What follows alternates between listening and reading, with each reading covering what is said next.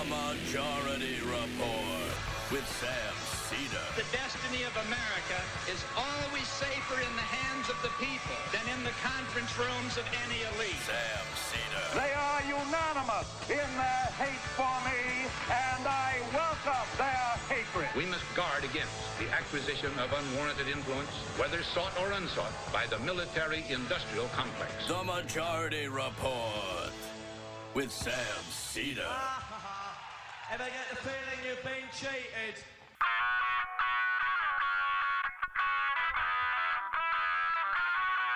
It is Friday, December 28th, 2018. My name is Sam Seder. This is the 5-time award-winning Majority Report.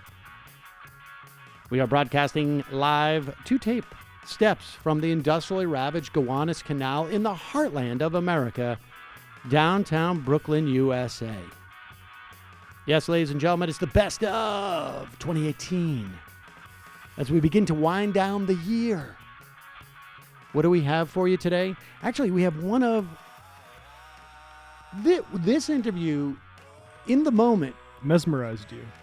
It mesmerized me, but it had everybody in the office talking too, Yeah. right? Yeah. Wait, what? I think you were especially well, maybe not. Jeez, Matt. I just say this was obviously one of Sam's favorite interviews. Man. All right. You seemed pretty excited about it at the time. I guess maybe not so much anymore. I was excited about it. You've too. really gotten an attitude since vacation started. Jesus. Well, maybe Matt was a little tepid on this one. Were you? This is interesting. No, yeah, I totally. I'm all about the 19th century stuff.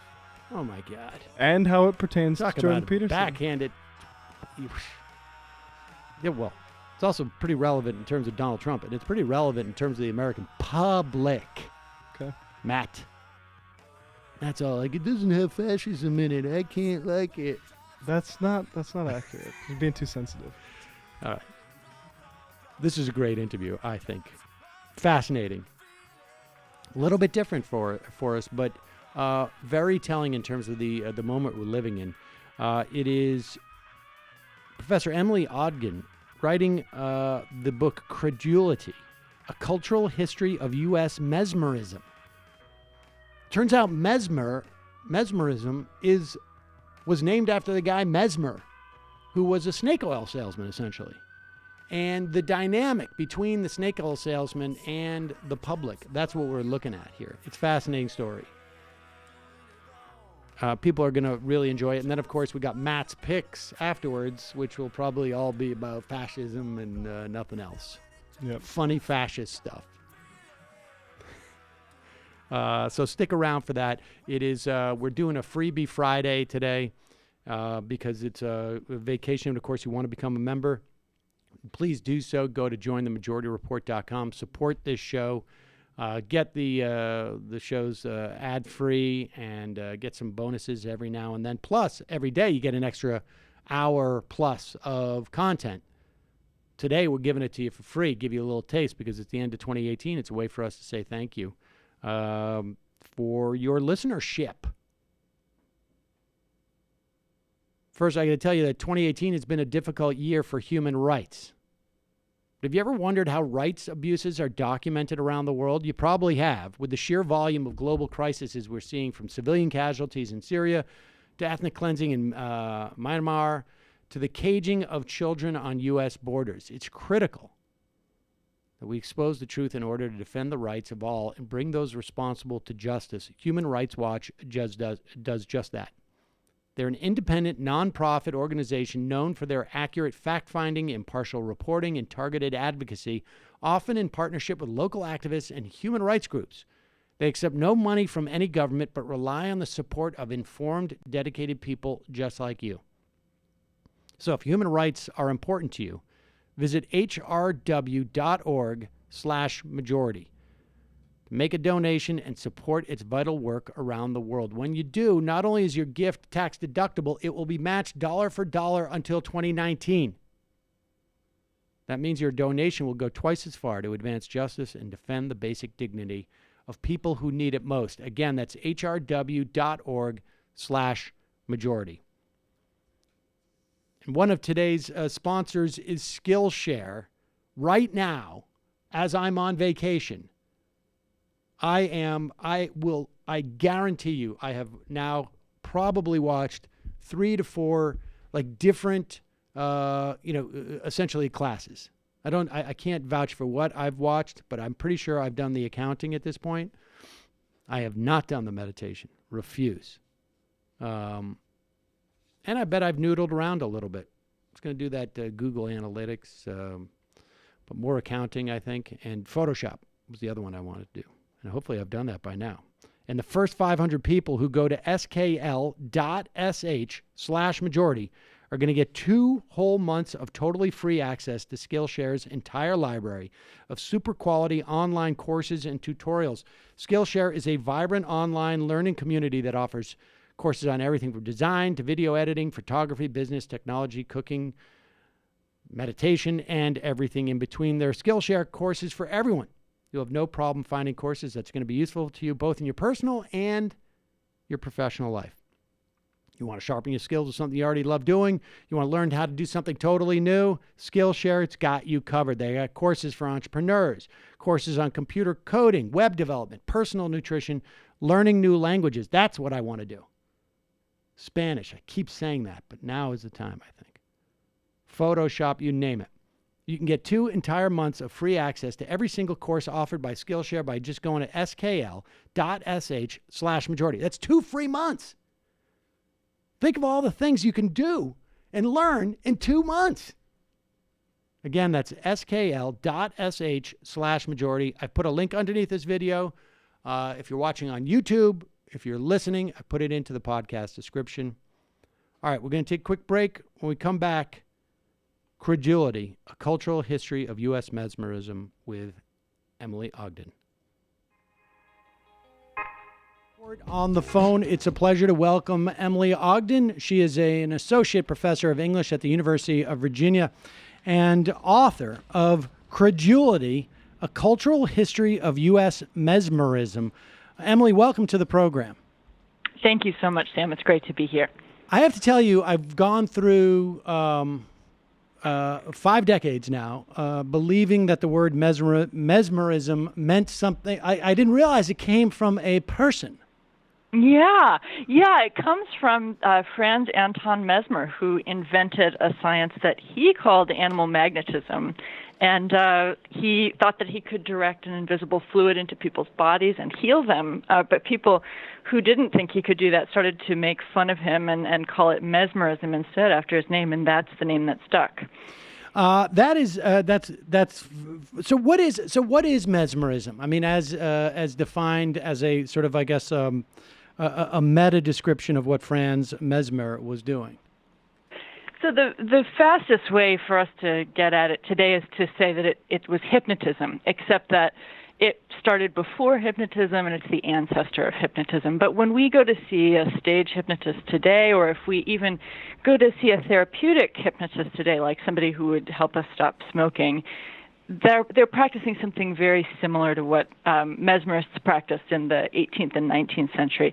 So what they would do is they would make various gestures, sometimes stare straight into people's eyes in a way that we might call mesmerizing in our sense of the word.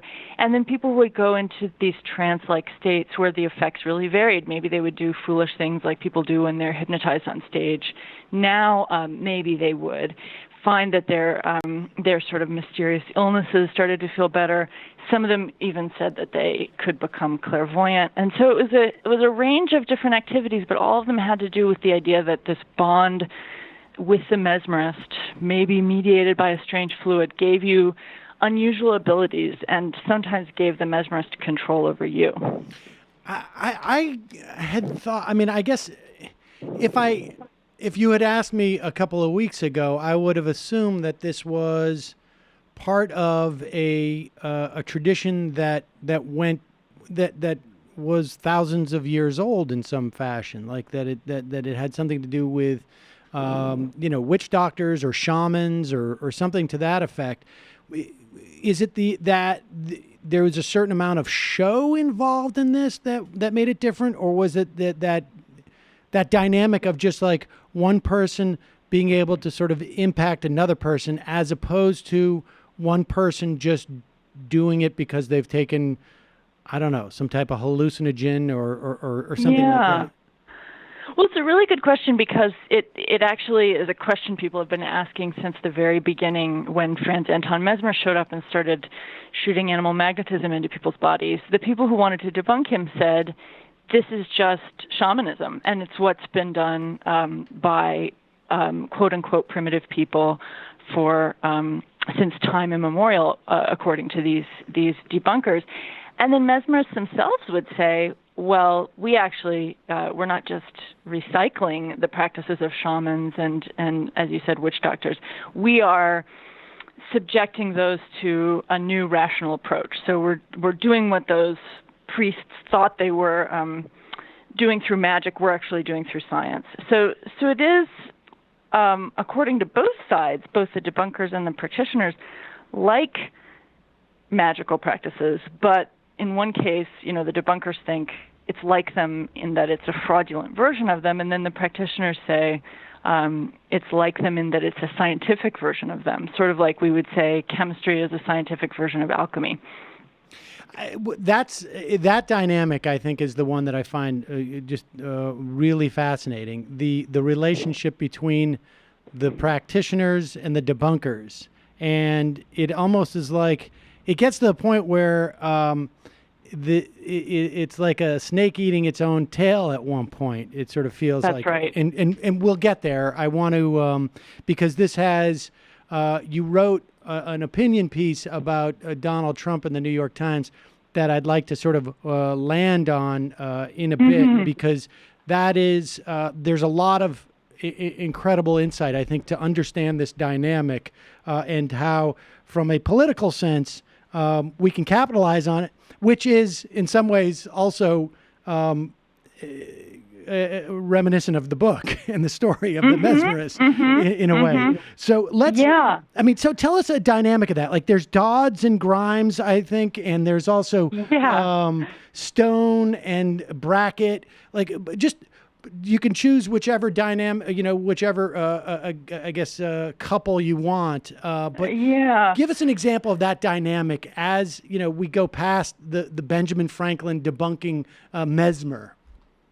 Yeah, it's exactly as you say. The really interesting thing about mesmerism is that you sometimes find that the practitioner and the debunker are saying almost exactly the same thing, that mesmerism is an art of deception. But for one, that makes it a fraud, and for the other, that makes it a legitimate science. So let me talk about the people that I talked about in my New York Times piece, which is titled Donald Trump Mesmerist. And those are, as you said, J. Stanley Grimes and John Bovey Dodds. And from a certain perspective, these guys both end up being mesmerists, but Grimes starts out as a debunker. So what Grimes did was that he watched this other mesmerist, a third guy, whose name was J.R. Buchanan, mesmerizing people. And Grimes said to himself, the physical theories underlying this practice are complete bunk. What Buchanan claimed he was doing was that he was touching different parts of the skull of the subject, and as a result, he would elicit these different performances of personality. So he would get a big, tough guy to pretend to nurse and fondle a child by touching a certain part of his brain, and he would get a woman who was known to be timid to be quite strident by touching another part of her brain. And of course, there are sort of gender stereotypes that he was playing with here. And what Grimes said was, this has nothing to do with touching parts of the brain. He's indicating to the subjects what he wants from them, and he's getting it. And that's what we would call hypnotic suggestion. So this is a real phenomenon that you can get people to kind of fall into line with what you're saying by telling them a certain story about it. But Grimes didn't stop at debunking. He started actually doing these things on stage too, but he was sort of trying to show that Buchanan had the theory wrong, but then he started to develop his own theory. All right, now let me just add here. Sure. This is we're talking about the 1850s here now. Yeah, just so good that we point. It's important to say this is not going on now, although it almost seems like it could be. But yes. 1850s, and 1840s, 1850s. I want to just make explicit the difference here. Buchanan is basically saying there is a completely physical, a biological explanation for what's happening with the behavior of these people. I'm pressing a certain part of the brain and I'm triggering it, and it's a physiological response on some level. Whereas Grimes is debunking it by saying, no, this is just simply a psychological almost trick, if you will. Well, it would be nice if it were that simple, but it wasn't quite, because Grimes actually thought there was a physiological response too, but he thought it was much simpler and didn't have to do with certain areas of the brain. He thought it had to do with just one area of the brain. And so the whole scientific cachet of Buchanan's idea would have just dissolved at a touch if Grimes was right, because the whole point for Buchanan was that he could localize parts of the brain almost like we would do with an fMRI now through mesmerism. And Grimes was saying, no, you can't do that. But then the third person who came along, Dodds, John Bovey Dodds, just sort of dropped the whole question of whether this was true or whether this was false, the fact that Grimes was a debunker, and he took Grimes' new version of the practice, put a new physical fluid back in, and just ran with it as a new form of mesmerism. And Grimes spent a good part of the rest of his life trying to get people to quit listening to Dodds and realize that Dodds had plagiarized and at the same time reversed him and taken his debunking out, and no one really seemed to care. So on these different sides, the positions that they were actually articulating or saying out loud were so similar that a mesmerist could plagiarize a debunker, and yet on some level they were meant to be opposites. You know, one was a skeptic and the other wasn't. And so that's the dynamics that most interests me in the book. How do we get this practice that looks exactly the same, whether you're debunking it or you're doing it? And I mean, let's talk about it from the perspective of the audience. Like, and maybe before we get that, we should maybe also talk about Charles Poyen, who I guess found a different application for this stuff, right? Like, I mean, is there a different, like, when we see this? Let's talk about the applications in the relationship with the audience, I guess, because in some instances it seems to be like I'm putting on a show or you know, or an exhibit, I guess, of, you know, a biological discovery. And then in other areas, it's used in sort of like very practical application, supposedly. That's right. Yeah, good point. So the first application was medical cure, sort of like people thought that they could cure diseases at this time, possibly by applying electricity to people's bodies. They thought they could use mesmerism to cure people. And Poyen, who's the founder of mesmerism and was active, founder of mesmerism in the U.S., I should say, and was active about 15 to 20 years before Grimes and Dodds and Buchanan.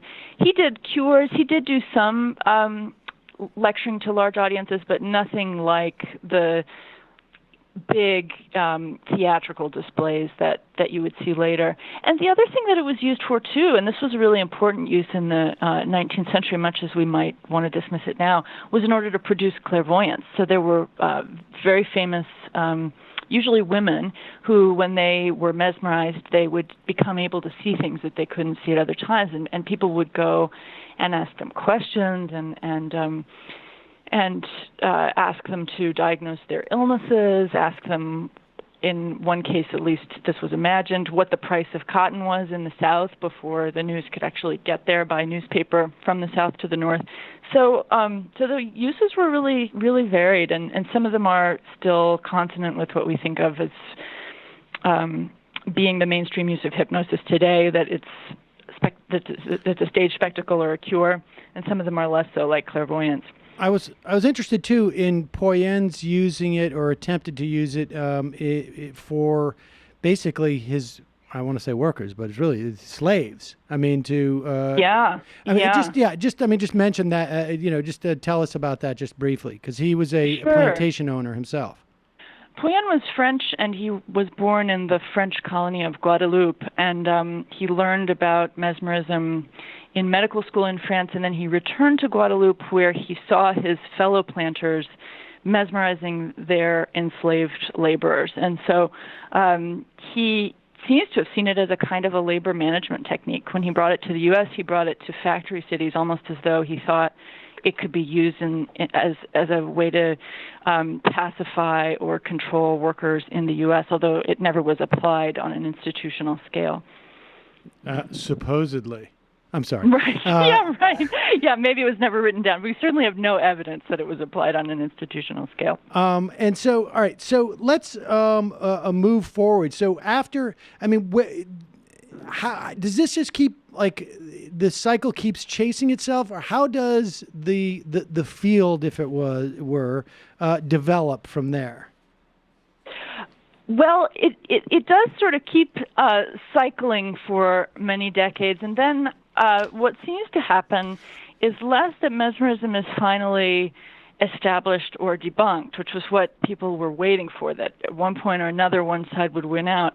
Instead, it gets absorbed into seance spiritualism, which was a practice of going into a trance and contacting the dead, and sometimes speaking as the dead or writing as the dead. So when we think of spirit mediums, that's basically what we're thinking of. So mesmerism was absorbed into that practice. It was absorbed into other 19th century and early 20th century occult practices. And in that sense, it's distantly come down to us today in the ways that those various occult practices are still alive. It just sort of lost its grip on people on both sides as a question that had to be debated as spiritualism became the more pressing concern. Could people contact the dead or couldn't they? So, all right. So I want to just take a slight detour. It's a little bit different for this show. We generally just talk about politics, but I think that there is a relationship here, and particularly based upon sort of an online version of politics that are occurring. The relationship between secularization and modernity, and the sort of the tension that was there with people wanting to become modern and secularized on some time, particularly in this era. And it wasn't just happening in the United States. I mean, we see it with the emancipation of the Jews in Germany. I mean, across the world, the 19th century, in many respects, became and obviously there was an antecedent in the centuries before. But this notion of how do you take what was a religious impetus and secularize it, and much of it is that, and because I want to get to a quote from the Coda, I guess, because it is eerily reminiscent of like what I've experienced in sort of talking about new atheists online and sort of where they bring, but just discuss that a little bit for us, because it's that tension and how sort of secularism in some ways took the husk, if you will, of religion in some ways and just refilled it with something else. Yeah, that's a really interesting metaphor. You know, the way that I think of it is that secularism is this thing that's never fully achieved except at the moment when it's debunking religion. I guess that's one way that you might put it. And so, and I should maybe even say less religion than bad religion, because there are some kinds of religion that in a secularist framework can look perfectly fine and perfectly rational, but other kinds that don't. So mainline Protestantism in the U.S. is usually relatively compatible, maybe up until the point of the new atheists, with a secularist consensus, whereas things like mesmerism aren't. So the way I think of it is that if you want to be secular, you need to find a credulous dupe who you can exercise your secularism on, so that you can say, that guy is still pre-modern, but I'm not. I'm over here. I'm the modern one. And that's what mesmerists, in effect, offered as a package deal in their practice. They said, you know, we're going to take these subjects that we mesmerize, and we're going to work on them in exactly the same way that bad religion has always worked on people. But we're going to let that position that we're occupying of working on those people be a scientific one. We're going to have a science of duping people, a science of using credulous people. And so it really captures for me what is often present in a secularist moment, which is that religion is still there. It's just been placed in scare quotes, or it's been contained and deployed and pointed at in these particular ways. Yeah, I mean, let me read that quote, and which I think teases that out a little bit too. There is no special reason why you'd be freer from your idol when your idol is your freedom of choice than when it is your little wooden god. The problem with that, the empowerment argument, is it assumes that freedom is a better master. Like the idea of you're throwing the yoke off, but whatever it is you're using to throw your yoke off, it becomes your new master. That's right. Yeah, and usually when we think of ourselves as free agents or as having self-control, we're identifying ourselves with that controlling part of ourselves, but there's another part of ourselves evidently that's under control. And so the two are always going to be present. You don't have control without a controlled thing. And as you were reading in that quote, I don't know if we want to assume that the various different types of control, whether they are spiritual or religious or occult, or whether they are secular and rational and having to do with agency, I don't know if we want to assume that their structure is totally different or that they don't have anything to do with each other. I mean, because just from my experience in seeing these arguments as they play out, that rationality is sort of wielded as almost this sort of magical device that as soon as you say that your argument is rational, it immediately is, the functional equivalent of like, oh, the reason why I'm king is because God said so. Yeah, there can be too, and this is something I talk about in the book. There can be a real pleasure in being the debunker. So some of the earliest debunkings of a mesmerism like science had to do with debunking Perkinism, which was a way of curing people by holding metal wands to their body. And one guy tried to show that this was false by painting some wooden rods to look like metal and then holding them to people's bodies and showing people would respond in exactly the same way that they did to the metal. And he remembered applying these wands with what he called necromantic gestures while trying not to laugh. And so you can see the enjoyment of the debunker in that quote, that it's really fun to be the one who knows and the one who's rational. And the easiest way to enjoy that pleasure is to find somebody else who can be the one who doesn't know and the one who isn't rational, and then just point at that person. I mean, and to be fair, I think to a certain extent, we do this on this show, or I do this on this show about, a significant portion of the population who I think does not, that can be categorized in a bunch of different ways, that I just think that, we who listen to this show are smarter than them and they're doing it wrong. And Yeah. We all do it. I mean, we all do it to some extent. And I think I do it too. And I think that we do it on the left and we do it on the right.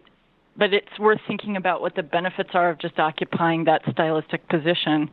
And we do see it, at first, in our sort of recent political moment, it seemed like it was going to be the left move to say there's those people who don't have possession of the truth and we're the ones who do. But now it's being practiced on both sides, and it's a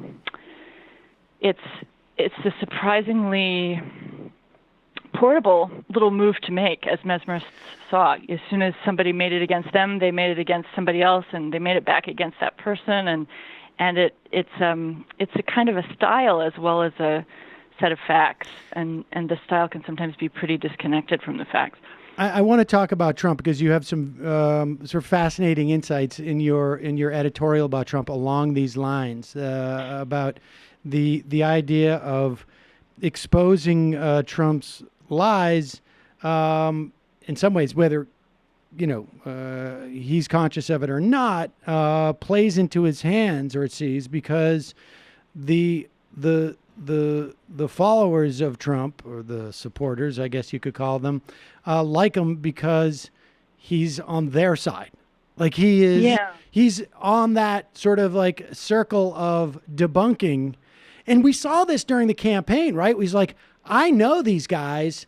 because I've dealt with the politicians. I know how corrupt they are. I know how duplicitous they are because I'm actually part of how, I was part of that process. But now I'm letting you into that process. I'm not ending it. It's just like, now I'm doing it on your behalf. Yeah, that's right. And I should be clear, I think it's really vital work that journalists do when they fact check. I'm as a scholar, I'm deeply committed to fact checking. Whenever I make a claim in my own writing, I do the best that I can to make sure that it's true. But I do think that it's worth explaining why it doesn't matter. There can be this. Yeah. Why isn't there a huge?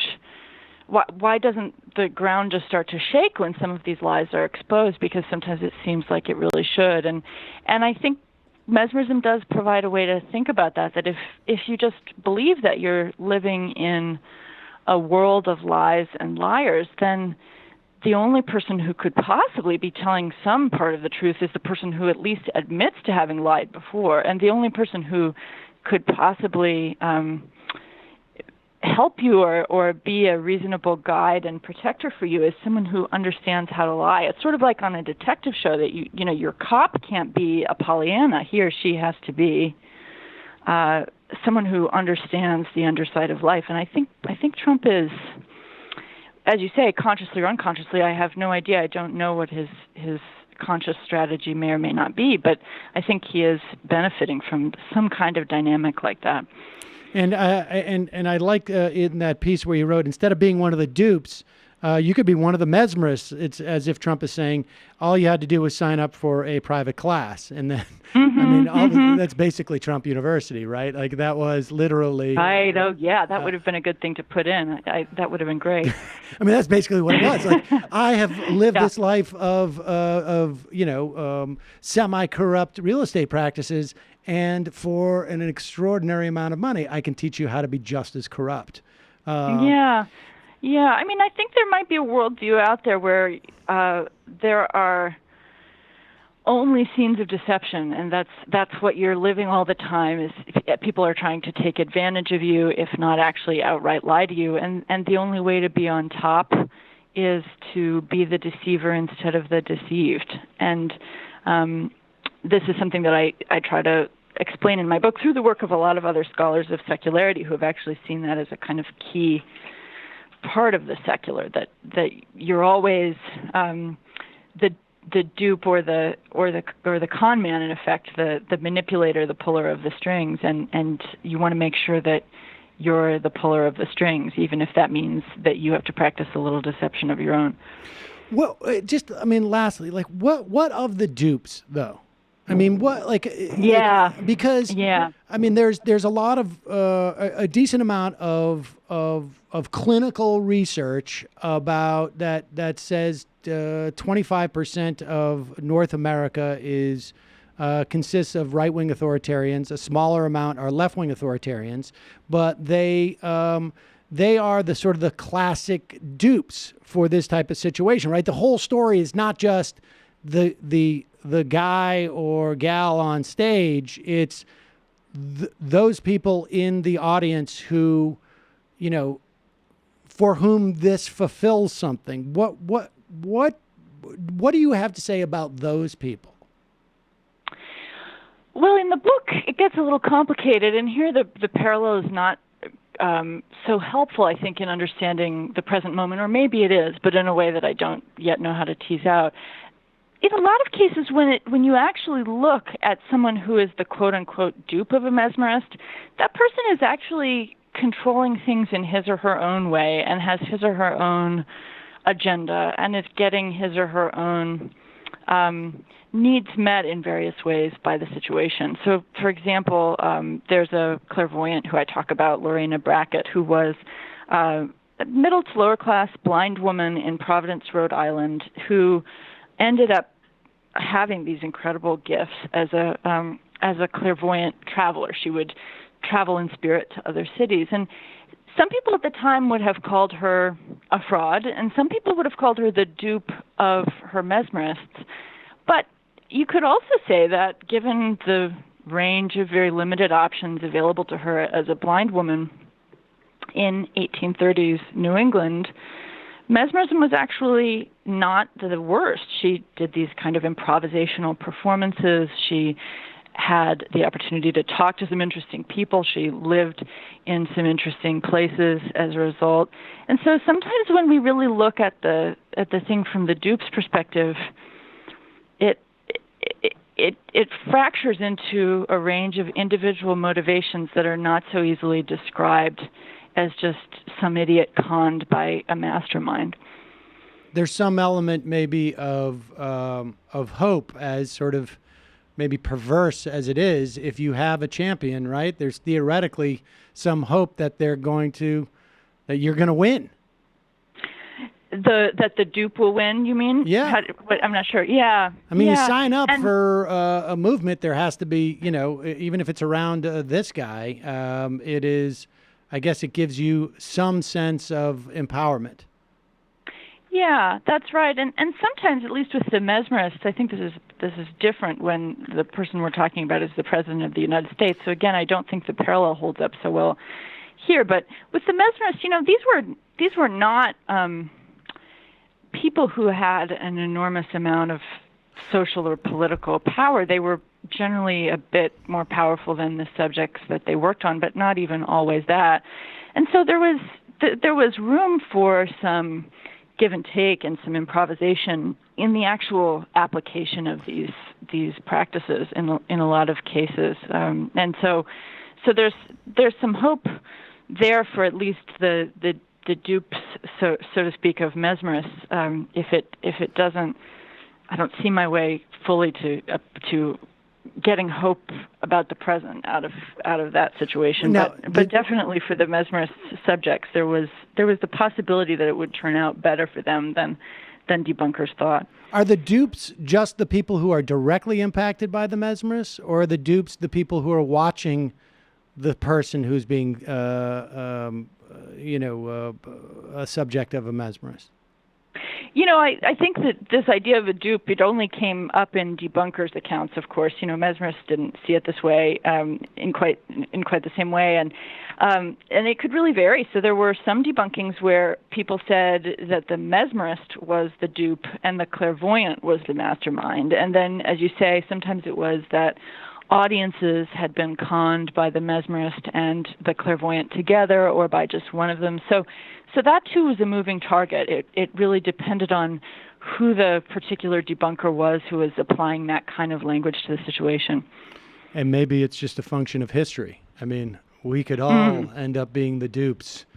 If things go south. I mean, when we look back at a practice like mesmerism now, there are a lot of elements of it that seem really unpersuasive on their face because of our current understanding of the brain, or of magnetism and electricity, and a lot of those things at the time, even to people who didn't believe in mesmerism, to a lot of them, those things seemed at least superficially plausible in a way that has to do with historical change for sure. Emily Ogden, the book is Credulity, A Cultural History of U.S. Mesmerism. Thank you so much for your time today. We'll put a link to your book at majority.fm. And once again, I appreciate it. Thank you so much, Sam. It's been a pleasure. Now, it is my pleasure to welcome the program. We still have Alex Perrine of Splinter News, editor of politics at Splinter News, here with us. Of course, Michael and Brendan and Matt are here. But I'd like to welcome to the program Jake Flores. He is a comedian, also a co-host of maybe my favorite named podcast. That's a good one. Pod Damn America. Good afternoon. Hi, Jake. Welcome to the program. And I should say that I first heard about your story from Splinter News, which I had forgotten, of course. But so okay. Before we get into you telling us about yourself, well, actually, why don't you tell us about yourself? You're a comedian. You host Pod Damn America. What happens on Pod Damn America?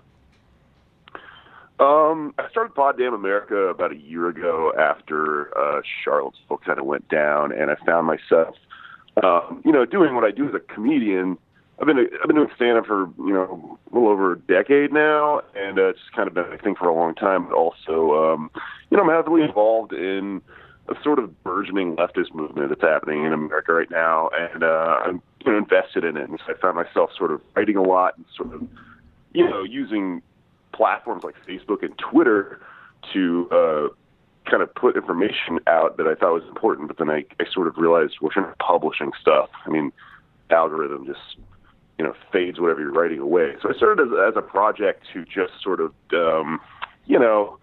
be a part of sort of the new left, because in my opinion, like, it's not a new idea. I mean, I kind of aped like what Chapo Trap House is doing and those types of people that are, huge and successful. I just kind of thought that, if we're going to have an actual left movement in this country, there should be like as many leftist comedy outlets as there are straight up liberal comedy outlets. It shouldn't be like a singular idea. So I kind of thought of it as just, doing my part and throwing in my little area of expertise into the ring. I started off by doing some episodes about Antifa because I just noticed that suddenly this thing that I kind of know about was in the news and nobody else knew about it. So, we started from there, and we figured out a way to make it funny and make it kind of interesting, and, just doing what I can, I suppose. Sounds good. And so you tweeted something out. Now, I know that there's sort of a danger of people who are comedians. Tweeting things can sometimes get you in trouble. Yeah, so I hear, Sam. I've had my own experience with that. But with that said, I think what went down with you is a lot scarier than went down with me, frankly. Let me read this tweet of yours from May 5th, 2018. And you write, okay, here's how Cinco de Mayo works in 2018. White people are allowed to culturally appropriate on the condition that you help destroy ICE. You kill one ICE agent and you get to wear a sombrero. 2 kills and you get to wear a poncho.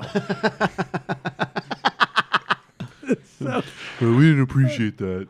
If you're angry at the policy, blame Congress. Now,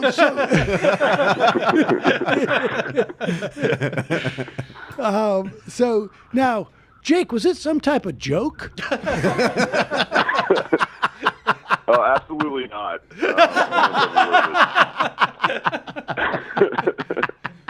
Do I hear knocking on your door again? Yeah, we listened to the Majority Report, that Jewish guy. And, can we put the scroll? Can we put the scroll underneath here? Everything is satirical that we're talking about. Please, can we just drop that scroll right underneath? All right. So you tweet this out on Cinco de Mayo. Did you have other Cinco de Mayo tweets or other tweets talking about ICE? Probably. I was kind of on an ICE kick that day, that was probably the big one. I was doing a lot of a bit I came up with was drinking these big cans of Bud Ice and yelling "abolish ICE" while I drink them. That was pretty fun. Just dumb stuff like that. That sounds like something that like they would maybe even contemplate using as an online campaign. I feel like that's like the teens version of Waza.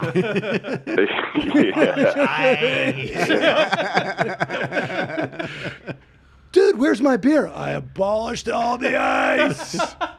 Yeah, that's fine, right? You can have all this stuff too, incidentally. I'm not. So, all right. So you tweet it out, and how does it do? Does it get? Do you get a lot of retweets on this? Do you get what was your ratio? So it was kind of interesting because I'm an extremely online millennial, so I just tweet every other thought that comes into my brain, and I use the internet as sort of a scratch pad. Like I was using this as a way to remember it so I could work it out as a bit later on, which now with the whole thing that happened, I got a great fucking 12 minutes out of it. Sorry, can I curse? Sorry. Yeah, you can. Okay, cool. So what's interesting, though, is that it was pretty well received. Like, I didn't have anyone directly respond to me and say anything negative. Like, it I got retweets, I got shares on Facebook. Everyone kind of laughed. A couple of people went, "Whoa," like you're playing the fire there. But nobody really came at me, and the post didn't get taken down, which leads me to believe that it probably didn't get reported by another user, because when you get reported by another user, the platform flags the post because now it's a liability, right? But you seem to have had some experience with this. Is that So it was clearly totally different from the other times when I personally pissed somebody off directly, because I mean, yes, though. This is part of my job, And so, nothing happened until 9 a.m. the next day when the feds kicked on my door. And no, wait a second. Wait. You gotta ease into this. So you're pretend sitting we're the there. Baileys. So all right, you're now. I assume if you're a comedian, it's 9 a.m. You're asleep, right? Oh my, yes. Okay, so you're asleep, and I assume also you don't have a kid or anything like that. So you're totally asleep. And how does do you get a doorbell knock? Is a buzzer? Somebody slide a note under your door? What happens? Okay, so this is kind of pertinent to the story. I don't live in a regular apartment. I live in a loft, which is like a punk house situation. It's of a factory in a part of Brooklyn that is not really residential, and nothing's labeled. It's really hard to get into the building. When I order food on Seamless, they don't know where it is. Like I have to come downstairs, because even if they get inside, which they can't, there's no numbers on the doors or anything. There's graffiti everywhere and stuff. And so it's very odd that they found me within a day. And all right. Well, no, wait, Jake. Now, is this door. like, are you, is it like a squatter situation?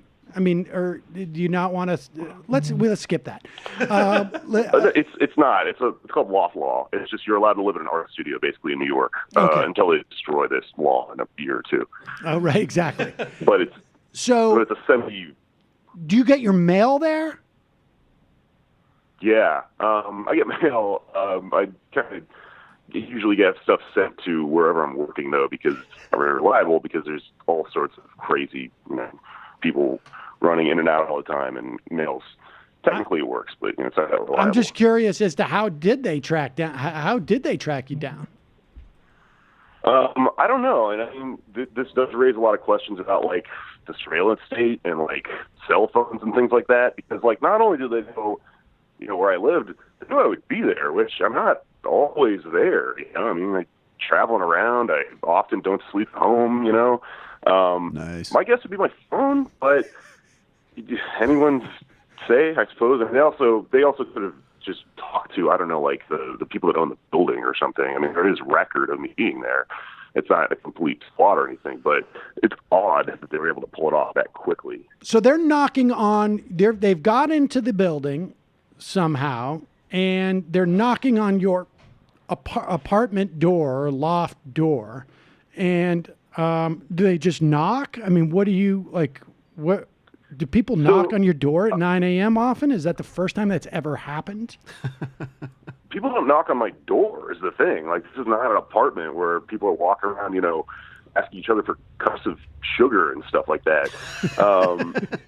I woke up and there's this loud banging on the door, and so I would not have answered it, honestly, if I didn't think it was a repair guy. I just waiting for this guy to show up and fix this leak I had in my ceiling. I mean, there's pipes leaking all over the place, rats everywhere. There's a window fell out of the week before this. So I kind of just assumed in my groggy, hungover state that, it's the repair guy, And then I opened the door, lo and behold, 4 DHS agents. They say Department of Homeland Security. I think one of them holds up a badge. And from there, I'm a little groggy on like what happened. Because wait a second, what are they wearing? Tell me what they're wearing. I'm curious. Were they wearing those like Parkers that have like DHS on the back, or what? Did they have any? What were they wearing? They're just wearing suits. Not suits, just like kind of dorky button downs and stuff like that. They look like nerds. Did you tell them that? Carrie Matheson, Mandy Patinkin on Homeland. Just professional garb. I didn't know. I assume so wait a second. So casual Friday stuff. Yeah, of course. Okay. It was the weekend, for them too. Wait, this is on a Sunday? Jesus Christ. What day was it? Was it a Sunday? It was a Sunday morning. Cinco de Mayo was Saturday. Sunday morning was the next day. Well, at least all I the guess scary ICE agents had the weekend off. that's right. Yeah, I guess tax dollars at work. At least they're on. So you should have known it's not the repair guy because he never comes on time on his weekend. That's how they break it. That's how they break out the assignment. Like, all right, the actual guys, you've got some families to destroy upstate. Right. The ones you don't look intimidating at all. You should go terrorize this comedian kid off of Twitter. Yeah, basically. So the four guys come in and they just look dorky. They're dressed like the dad on some type of sitcom or right? No, he said Carrie and Mandy Patinkin. Yeah. That worked well.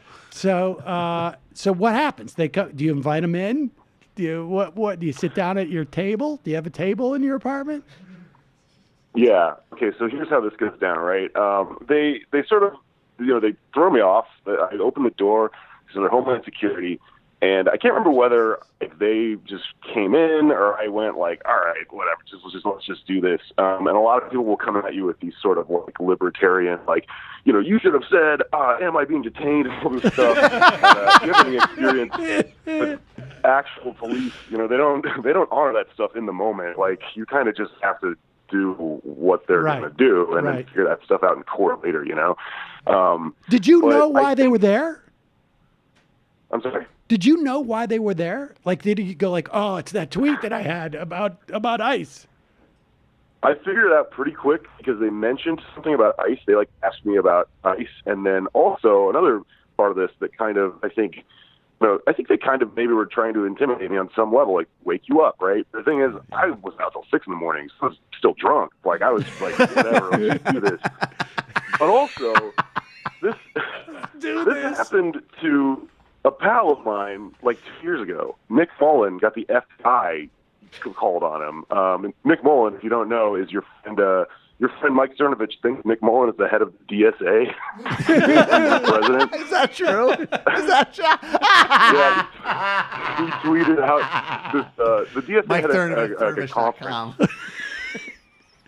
Yeah, the DSA had a conference. Who's laughing now, Nick? Who's laughing now, Nick? I do like guys who are who have never dealt with anything in their lives, and they would say like, what you do when federal agents show up at your place at 9 o'clock in the morning is you say, according to Article 2, Section 5 of the Bill of Rights, and then they can't enter your domicile, dude. What the hell is the matter with you? I will not be quartering soldiers here. I know. I don't recognize the federal government. I am a citizen of the state of New York.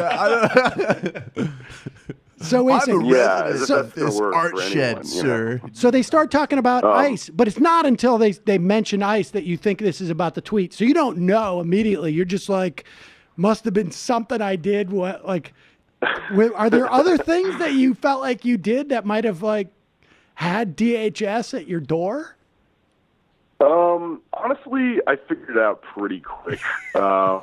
I mean, I don't really know what else I could have done. I'm kind of a scumbag, but I'm not really up to anything. So I don't really think there's anything else that would have crossed my mind. Like, oh my God, what did I get away with this thing in my past? I mean, on some level, I think their job is to intimidate you a little bit. They're an arm of the authoritarian apparatus, But I found myself in a unique situation because when the government comes to knock on your door, if you have kids or something, it's terrifying because you don't know what's going to happen. Right. They may tear you away from your kids, right? But I'm a shitty comedian. I don't have anything. So I just, I was like, oh, I got nothing to lose. I'm so hungover. I don't care if I die right now. Did you say this to them? Everything. I don't know. Are you quoting you yourself? Can't blackmail me. I've been actively trying to get famous for 10 years, It doesn't matter. So It's like, as I see it, you're either going to kill me or this is a major uptick in my Twitter following. Right. Yeah. Either I'm dead or this is the best thing that's ever happened. There's 2 ways to play this. Capital One murder, which we're not quite at yet for Twitter jokes, or you just gave me a great favor, guys. So, all right. So they start talking to you, and what do they say? Well, they start talking to me about the ice thing, and the first thing I do is we're standing around, and I go, one of them's like, "Should we sit down?" And I go, "Yeah, sure, we'll sit down at my table." I have this table in my loft space, living room, where I record my podcast, right? And the table's got all these microphones set up at it. We sit down. The main guy looks at the microphones, and he goes, "Are these things recording?" And I go, "No." And he believes me. And they weren't recording, but what kind of government agent are you? Don't even check. Well, first of all, I think we've all learned a great lesson today. If you have a table full of microphones and there's a knock at your door, turn on the recording device. You know what would be funny? You know what I love? Then answer the door. Like those old infomercials with the clap? You're like 1 second. Now they're off. So he says, okay, good. So he starts asking me. So they sit down at that point? I'm sorry? Do they sit down after you've assured them that the microphones are off?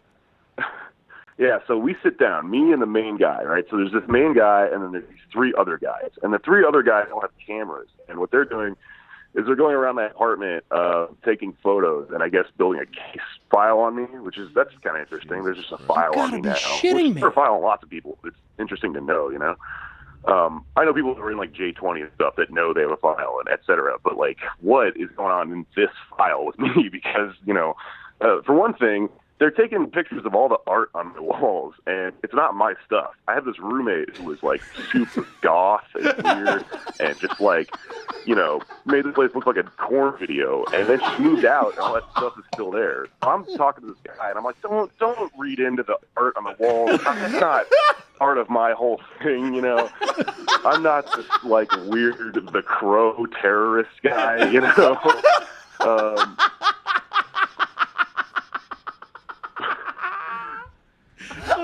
But so he asks me eventually about about ice and about the tweet or whatever, and I tell him look, I know you know who I am. I know you looked me up. Clearly, I'm a comedian. I'm joking. So what we're talking about here is, how do we deal with jokes? Because if I had written a novel, some sort of dystopian future thing, it wouldn't be a question. And if I had written a TV show about this, it might have been successful. This sort of stuff is popular right now, because it's a joke.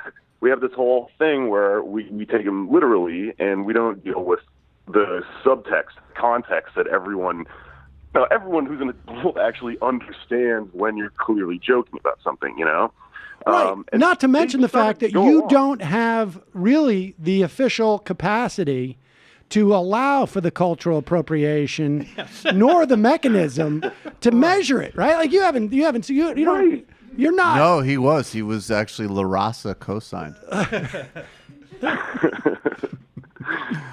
So it's a deal I have with La Raza, man. Where are the spreadsheets where you're keeping track of who's been shot and who gets to culturally appropriate the poncho? Yeah, that's what they were taking the pictures for. Really, they were looking for the abacus where you do all the numbers on it. Yeah. Yeah. The algorithm, So I start talking to him about that, and he goes yeah, it's a good point. I'm like, well, that's a good point. What are you doing in my apartment? You could have sent me an email or something, This could have been cleared up over email. So then he starts to go on. He starts to go on to the concept of insightfulness, and we know you're joking, but what if the wrong person heard this and took it seriously? Which, by the way, hilarious. I know that's a messed up idea, but if someone did this with their time to wear a poncho, that actually they were right. This guy on Twitter says I can wear a poncho if. Yeah. I mean, if that's the standard, seems like a high price to pay, but I'm willing to do it. If that's the standard, when Ben Shapiro right now would be in some serious hot water because he apparently was the number one Twitter read by the guy who killed folks up in Canada at the mosque. Right. And Ben Shapiro is not funny. he's not even trying to make jokes when he says, when he's done all his videos saying, like, this is just a matter of time. Half of all Muslims are radicalized. They're going to kill your family. Right. And this guy... Ignoring the corn work. He doesn't even have the satire crawl. He doesn't have the satire crawl. He doesn't have any of that. Ignore the Gothic art on the wall, guys. So we'll get to how much these free speech guys came to your rescue in a minute. But so you're saying this with the guy, and the guy says, yeah, I mean, it's a good point, but it's possibly insightful. You may convince somebody out there who is humor challenged to actually do this because they think that they're going to get to wear a sombrero on Cinco de Mayo, and then what? So when he brings up the insightfulness thing, I asked, like, well, then why aren't you kicking in Alex Jones's door and, like, Roseanne Barr? Because I work at a pizza restaurant in New York, and we get daily Pizzagate death threats, like a daily. Do you understand it? That's how much power she actually has. And she's not joking. Like, people actually take that seriously, you know? And so, like, they kind of just buck after a while, and they're like, well, fair point. And I'm like, well, then why are we having this whole conversation? But it does, beg a lot of questions about free speech, how it's like, is it really free if it's only selectively enforced, And I think I'm being visited by these people because I made fun of the government, and these free speech guys that imagine that they're all going to get visited by the government never will, because they believe all the same stuff as the government, It's really funny how jealous a lot of these free speech dork comedians probably are over this. This is every comedian's fantasy, you want to be Lenny Bruce or whatever. But anyway, we move on, and we start talking about ICE, and ICE, I asked him a question after a while, because at the end of this, as we start getting near the end of this whole conversation, he asked me if I have any questions for him, like we're in a job interview or something, and I'm like, okay, well, in closing, how do you, what are you here to defend? Like, what is the thing that ICE does that you sort of believe in? Because he had started to go into this logic after a while, this argument of like, well, how many interactions do you think ICE has on a daily basis that don't get taped and put on the internet, yada, yada, yada. And I've talked to a million cops about this. It's the same argument they all use, right? Which is that there's some sort of inherent job that the police are doing that is good and for the community and everything, and these videos that we see are designed to make you outraged, and they're only what happens 1% of the time. And I don't believe that argument when it comes to cops, but that's at least a valid argument, because at some level the police, it says to protect and serve on the side of their cars, But with ICE, their stated mission is what people are against, Right. They shouldn't exist. They're only 10 years old. Like, this is not an age-old institution or anything. So I ask him that, and he goes, "Oh, ICE fights human trafficking," and I'm a bit of I'm a little boned up on this issue called Sesta Fosta. If you're not familiar, Sesta Fosta is a bill that passed recently that was sold as fighting human trafficking. In reality, it's extremely anti-woman, extremely pro-patriarchy, extremely anti-sex worker, right? Well, it's also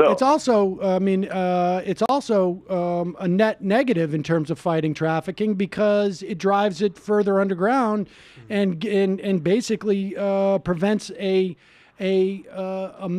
mechanism that was out there to sort of track where traffickers were. Exactly, and that's because it's not actually about sex trafficking. It's about, like, the organizations that pushed it to begin with are like right-wing Christian organizations that also don't want Cosmo to be sold like on shelves at supermarkets, right? So this isn't about that. This is about old gender patriarchy stuff.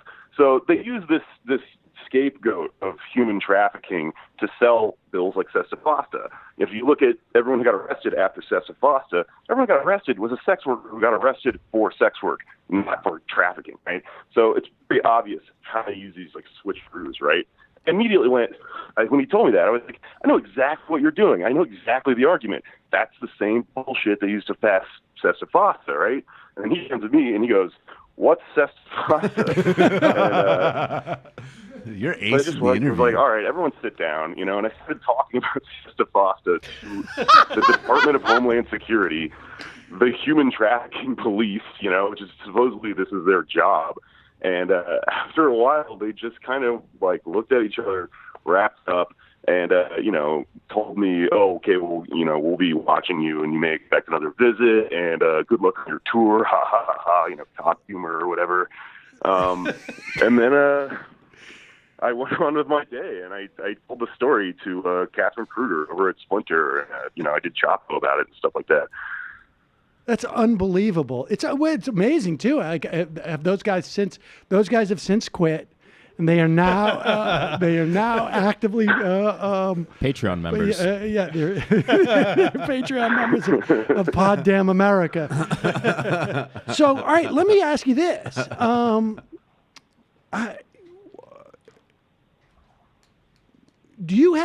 you talked to a lawyer? Yeah, I've talked to a couple people, some people with the ACLU, et cetera. Probably not as much as I should have. I've got some numbers kind of in my back pocket over, whether this could go extremely south. It's just that I had to leave for a tour immediately after this happened. Like, I already had a tour booked, so I had to go jump in a van and drive across the country. I didn't really have a lot of options for making a huge long-term plan while I was about to be working all day, every day. I don't really know exactly what I even should be preparing for, because I'm pretty sure I'm not going to get revisited by these guys. It still is always there in my mind. I just wonder what the legal. I'd just be curious to hear what a lawyer says about this. I mean, I guess when they came to your door, you did invite them in, but vampire law applies. But I think the real question is whether or not you have a First Amendment case, because this is actually, and I'm sure you've heard. I'm sure Dave Rubin has reached out to you, and I'm sure you're already booked on the Dave Rubin show.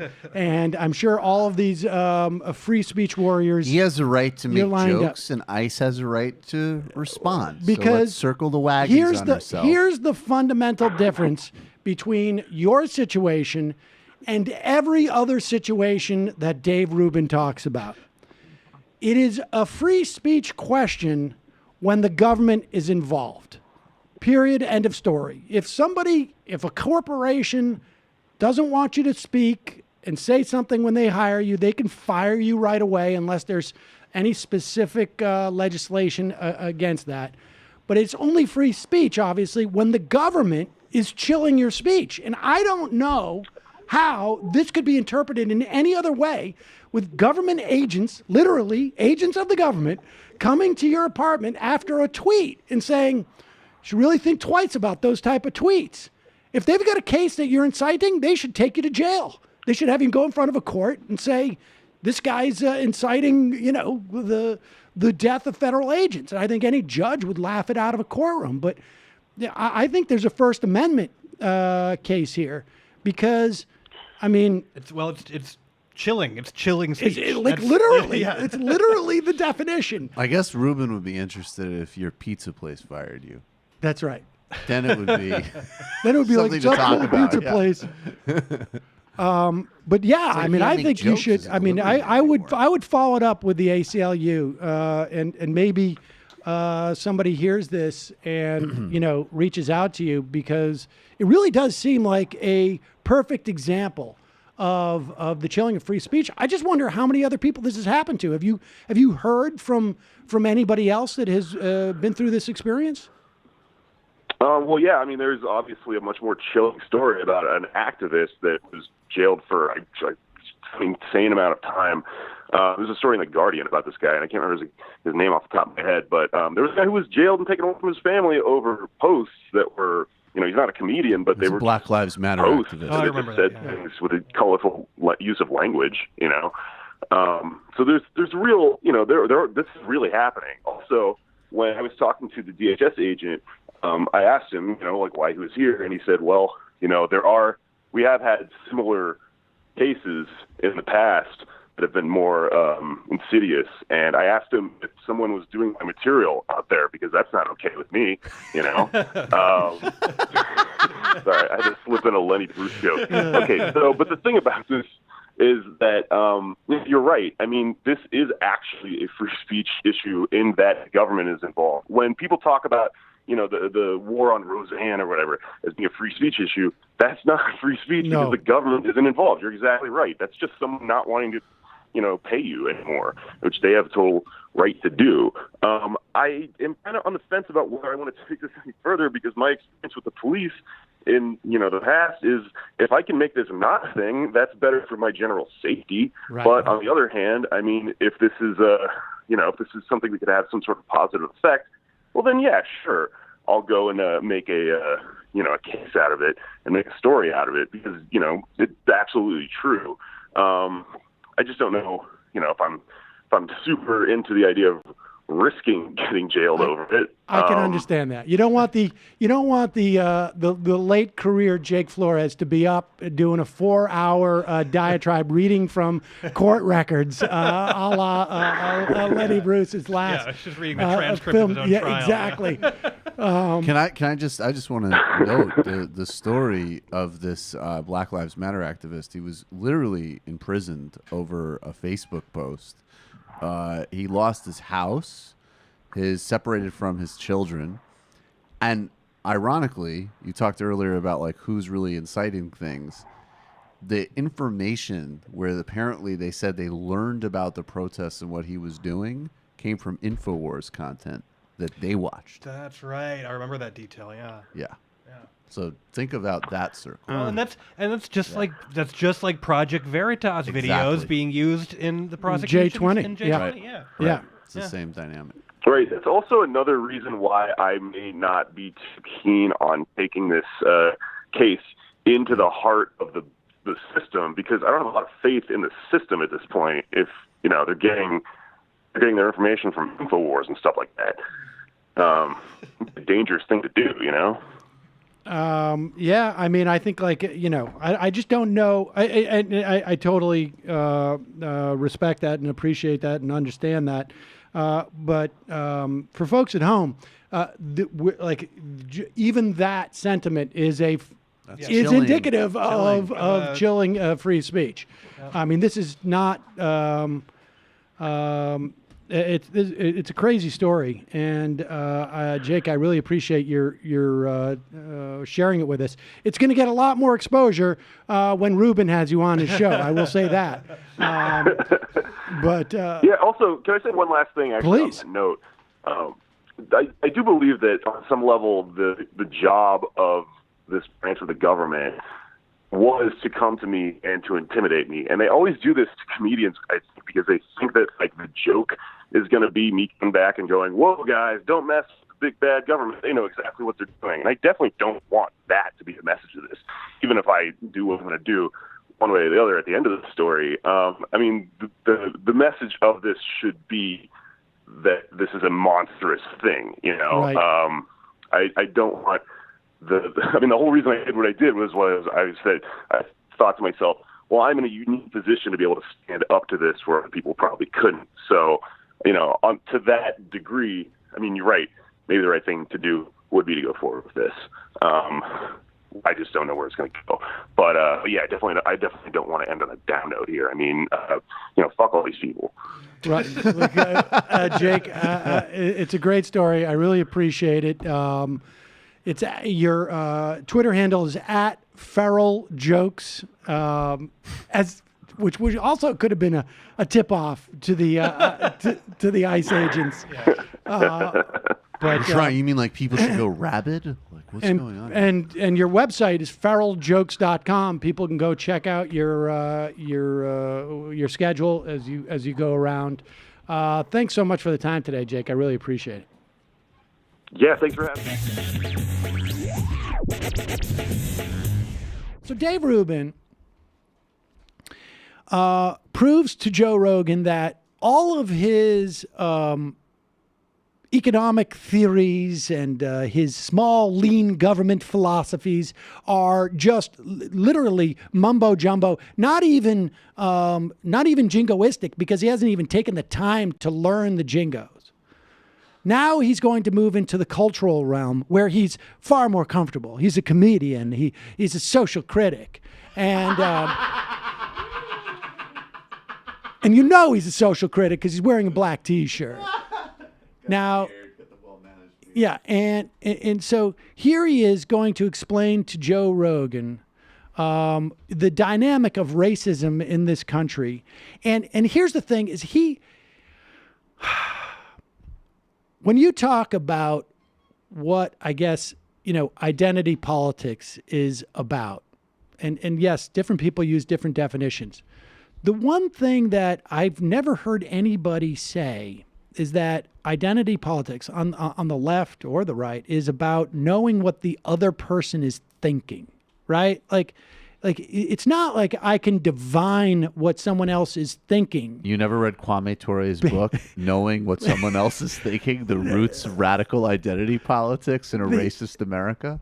It's not about knowing. It's about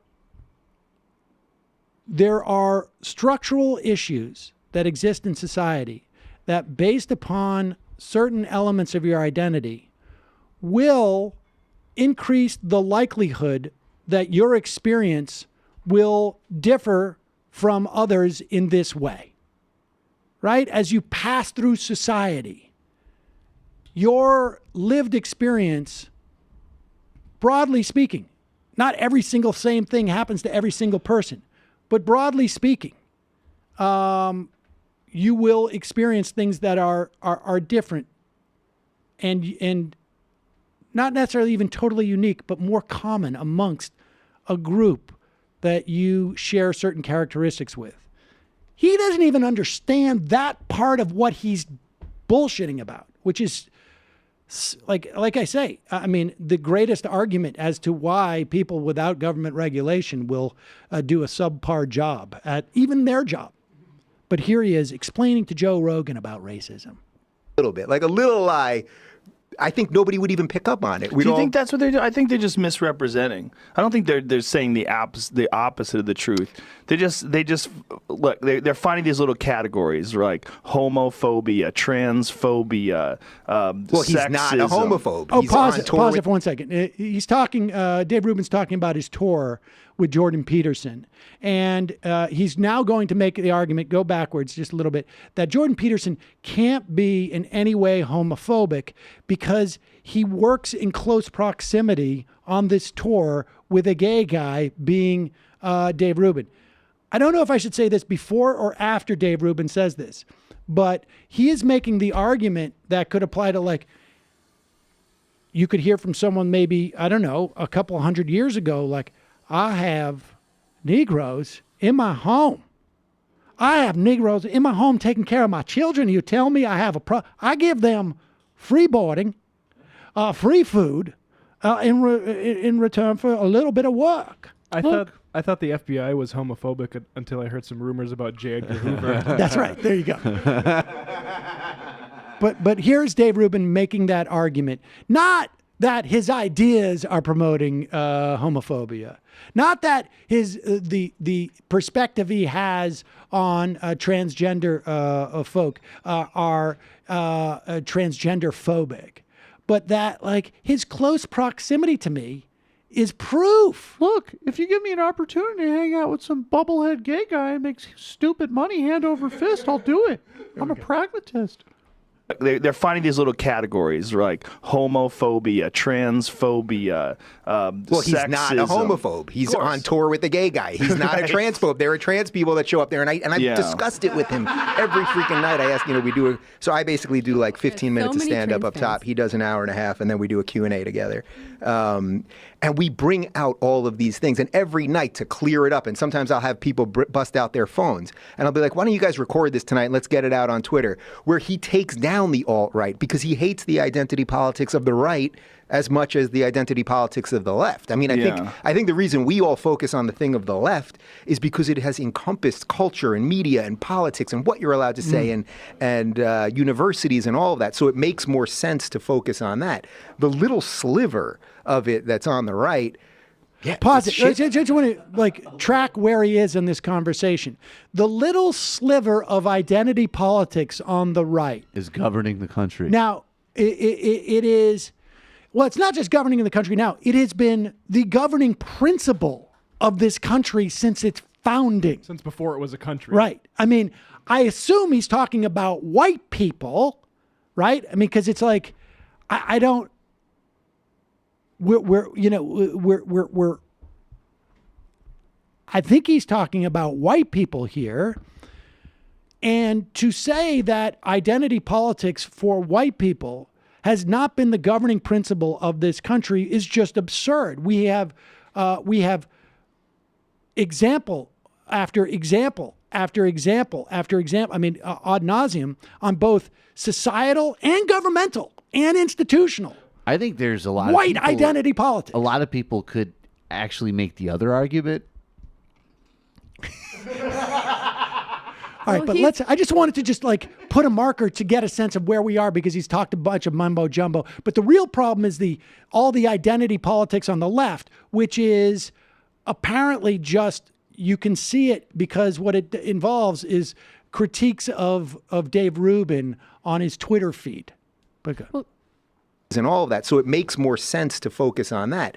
The little sliver of it that's on the right, yeah, it's shitty. It's horrible. You should not look at your skin color as some great thing that makes you better. But is that a right thing? Is racism always a right thing? No, not at all. Racists right? No, I think the left is far more racist than the right at this moment. Yeah. Why do you think that? Because identity politics is based in racism.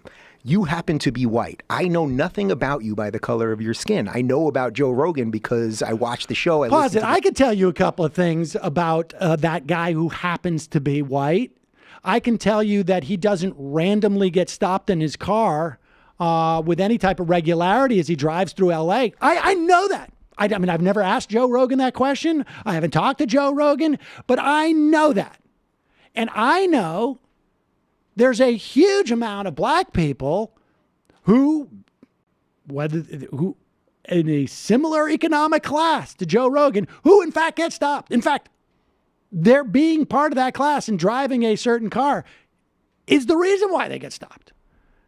I know that Joe Rogan has never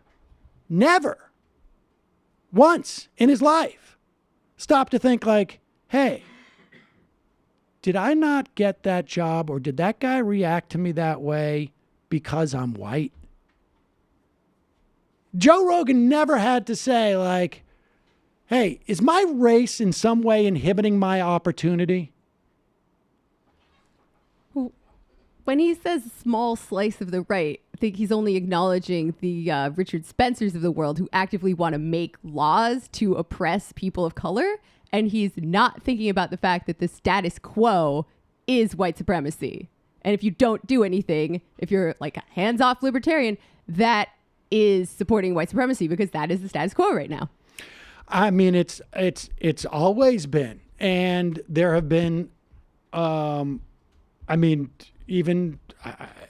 we have had systemic and statutory repression of black people for the vast majority of our history. Dave Rubin should do a deep dive into Reconstruction. Yeah, yes. People get into or pick a decade. The New Deal, or let's say into miscegenation laws. I mean, people get into the nitty gritty of race and stuff, but I guess I'm just focusing it more on the ideas level. The idea. That was. All right, wait, continue. Is there anything more of this? White. I know nothing about you by the color of your skin. I know about Joe Rogan because I watched the show. I listened to the show. We've done this several times, and for the hours that we're going to sit here now, we can dive as deep into any issue, and that's the only way that I can sensibly judge you. You say but that. The idea that you will look at people, that you would look at a black person would be sitting there, or a Muslim person would be sitting there, or a trans person sitting there, and you'd go, I have even the inkling of what you think because of that immutable characteristic, that is actual racism. Pause it. First off, he thinks he really nailed it, right? He thinks he's like really saying something. First off,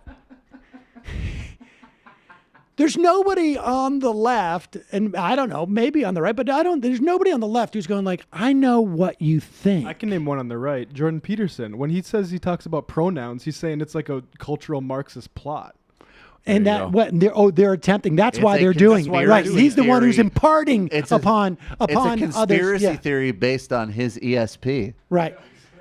Can we get the video? But on the left, when I think I see a white person, a transgender person, a Muslim person, and a black person, I think is what Dave said up there. I don't know the specifics of these individuals, but I do know the likelihood, broadly speaking, of what their experience is in our world today.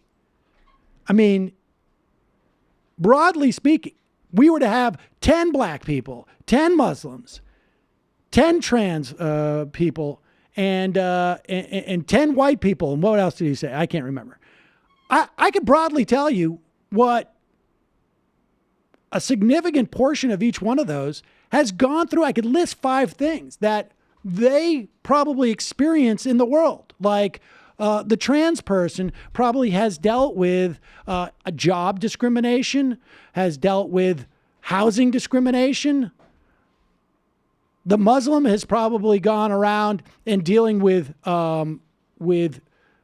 cultural discrimination and probably concern for his children or her children. The trans person is probably worried about their physical well-being, depending on where they live. Of course, if they all live where Dave Rubin lives, they'd be in much better shape because he lives in the bastion of liberalism that he hates. I would like to do this project. In fact, I would pay for it. Here's my challenge to Dave Rubin. I want you to move to rural Georgia or rural Alabama. Now, do the show from there. Take your message to the people who will really appreciate it.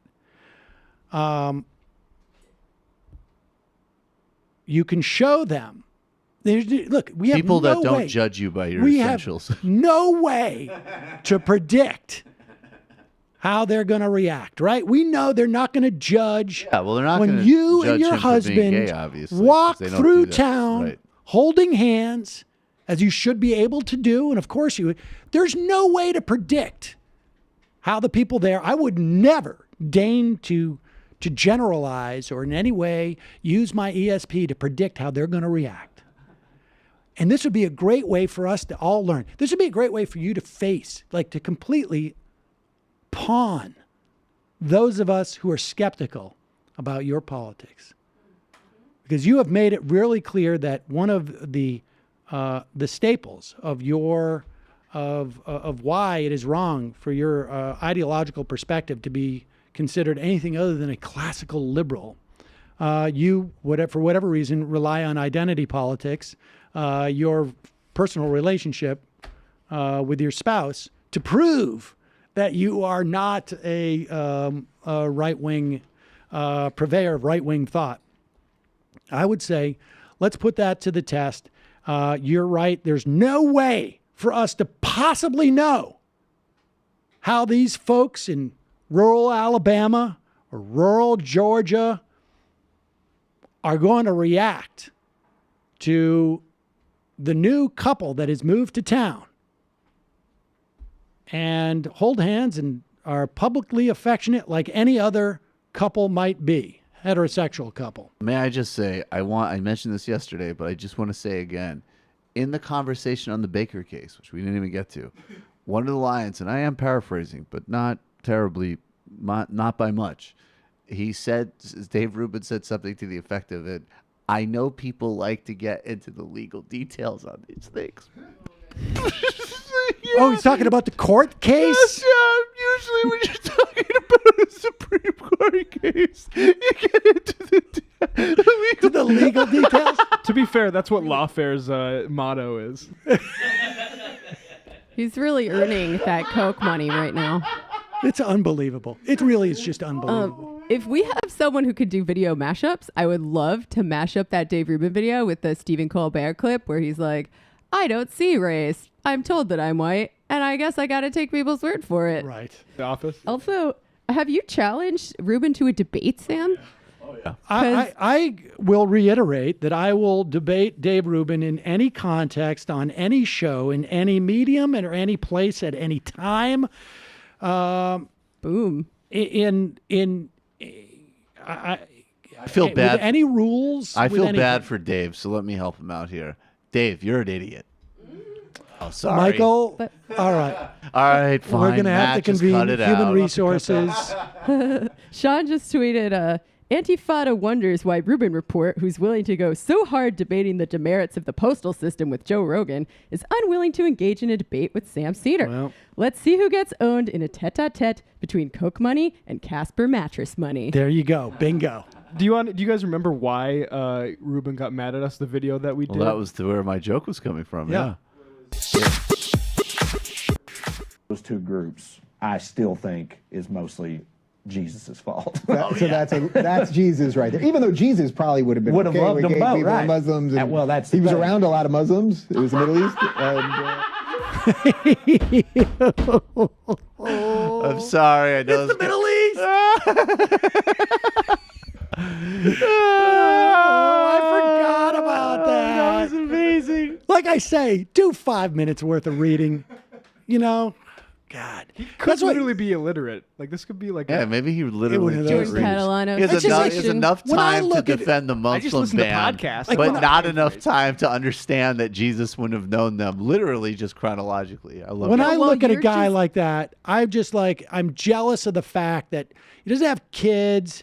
You know, he works with his spouse. Like he's got plenty of time to dedicate to his business and to just to set aside, take 5 minutes off of the time in the gym and just I'm going to read 5 minutes worth of stuff about what I'm going to talk about. Try Audible, Dave. Yeah. You guys are being real cultural elites right now about people who can read or not read, and also possibly ableist, okay?